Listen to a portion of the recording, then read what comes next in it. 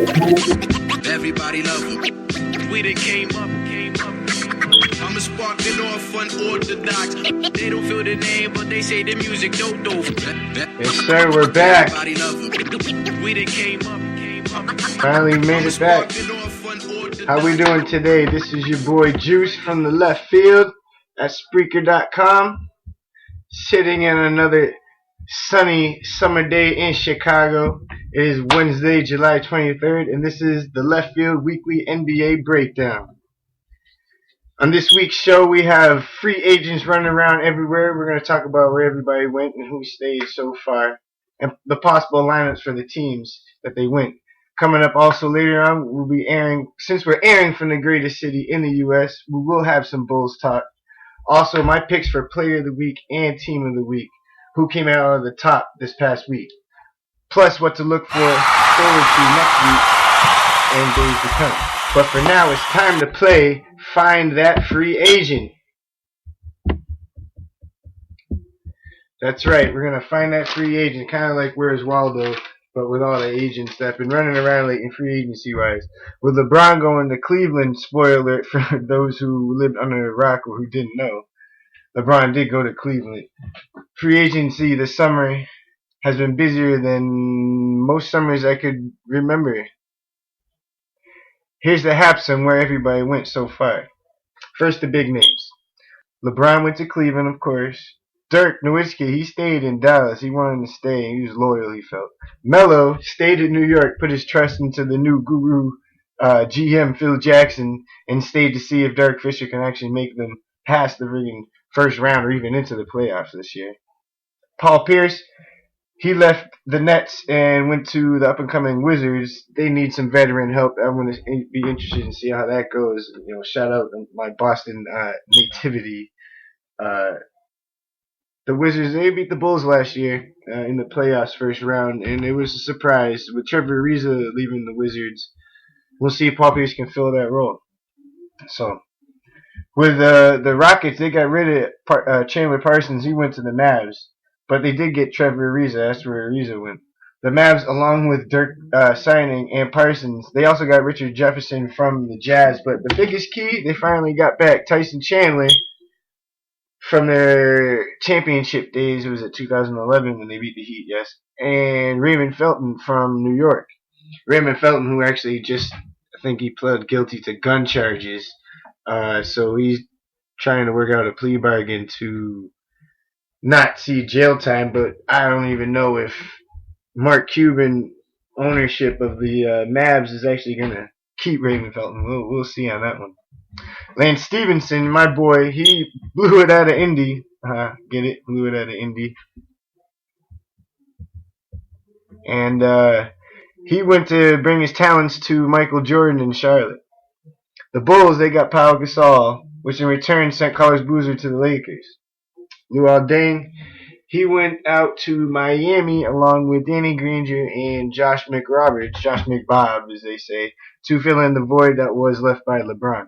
So a lot of people were out of different places, especially in the East. The East got a lot of different people, so this is definitely going to be interesting. It's been a fun free agency summer, like I said. The people who are still available, though, which I found interesting, a lot of big men out there. People ain't going for the big men as much anymore. They're going for more swing men. LeBron, he changed the whole perspective of everybody. You know, big men who can, they want more versatile people, more or less, like LeBron.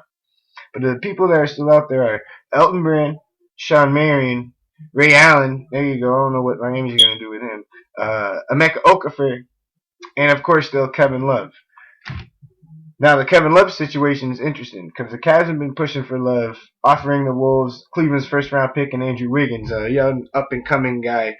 Still been unproven, but he's got a lot of upside. So Cleveland's been offering him. But with Cleveland signing Wiggins recently, by NBA rules, there has to be a 30-day wait till the Wolves can actually make a trade for him. So the Cavs think they got enough on their side to wait out 30 days until the Wolves offer that trade. And aside from Golden State, who was trying to make offers to the Timberwolves for Love, nobody else has been really involved up until recently. Now, the last few days has been great, Bulls fans. Sources say that the Chicago Bulls have made a last-second offer for Love, offering Minnesota defensive gems Taj Gibson, who we all love, and rookies Doug McDermott and Nikolai Mirotic. As of today, they were offering Jimmy Butler, but thank God they did not offer him up too, because these two rookies, they have a lot of upside, and we all love Taj Gibson, but you can't give two starters up, or at least a starter and a six-man up, for just one guy, Kevin Love, who is still, he's good, but he's still unproven to me, and he doesn't play defense, so we're going to see how he does in the Thibodeau defensive system. That's if we get him. This is still up in the air, but this is what sources have been saying as of recently. But if they do get Love, with Pau Gasol and Joakim Noah, that they're easily at the top of the Eastern Conference. But we'll see. 30 days is a long time to wait, Cavs fans. So the push is to get Kevin Love, because if the Bulls get Kevin Love on top of the East, if the Cavs get Kevin Love on top of the East, so more or less they're just trying to beat out the Cavs to see who's going to get the push for top of the East, and everybody else is second. And it's definitely going to be a interesting 30 days, like I said, because anything goes. So we're excited on that.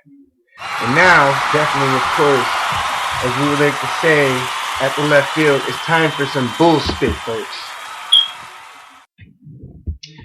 That's right, bull spit. That's what we call Bulls talk out here at the left field. It's our weekly Bulls talk. And so far, Bulls fans, we are happy, because not only did LeBron pull a Yoko Ono and break up the Heatles, thank God, took his talents back to Cleveland. I don't know why. Joakim, he loves Cleveland too, so whatever. But finally, we got rid of Carlos Boozer and replaced him with an actual bona fide power forward in Pau Gasol. Somebody who can actually pass, play defense, and has a sense of some type of offense. Who is the champion, by the way? Has a ring. The only other person I think on the Bulls that has a ring is Thibodeau when he was with Boston. So that's what they're shooting for. But with him and Joakim Noah filling in the paint, Jimmy Butler and Mike Dunleavy running around the perimeter, they can't hit threes. They can't hit threes. And if we do keep Doug McDermott, him too, all of Chicago's players are still on the knees and ankles of Derrick Rose. But if he's healthy like he says he is, even if he's 70% of his MVP status, the Bulls are favorites to win the Central and possibly the Eastern Conference, like I said. So we'll see. All our hopes are on Derrick Rose and his little ankles. My only concern is with Love in the lineup as well. Who's coming off the bench? Is it going to be Pau Gasol? Pau Gasol, it matters what the contract is with Kevin Love.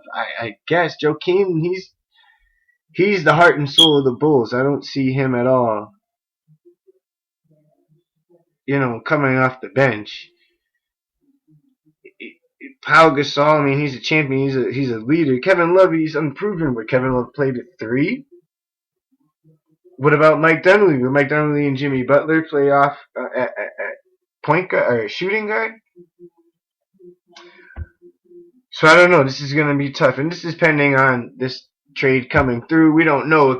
We could just be back to good old Taj Gibson. We have Doug McBuckets, as they call him now. I don't know if Jimmy Buckets likes that. We'll see. Doug still has to prove himself as Jimmy did, but there could be no trade at all, and we could be all good and happy with the team that we have right now. So we'll see. But like I said, Bulls fans, we are happy because we got rid of Carlos Boozer. Thank God. Yes, we did. We got rid of Carlos Boozer. Sorry, Carlos. You were good. You were a good guy, but not in this system. You were better with a point guard who actually liked to pass it to you. Nobody else liked to pass it to you. But like I said, with Derrick in mind, he's still the key. Even with the signing of Aaron Brooks as backup, Derrick's offense and his minutes on the court are still the biggest factor. Because if he's playing healthy, playing good, then those minutes are taken up. But if he's not playing good and he's not playing well, like the beginning of last season, and we have to give up those minutes to Heinrich and Aaron Brooks, Heinrich is getting old. He cannot play as much minutes as he is. And Aaron Brooks is a good backup. I don't want him running the point. Not for this team. This is supposed to be last year was supposed to be our year. But Derrick got hurt.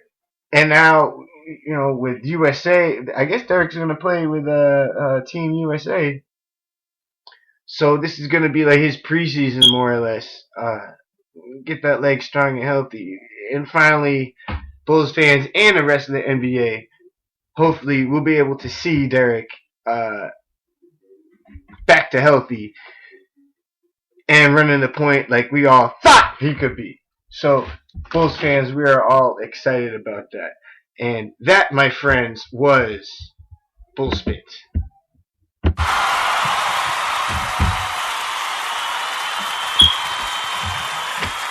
Yes, thank you.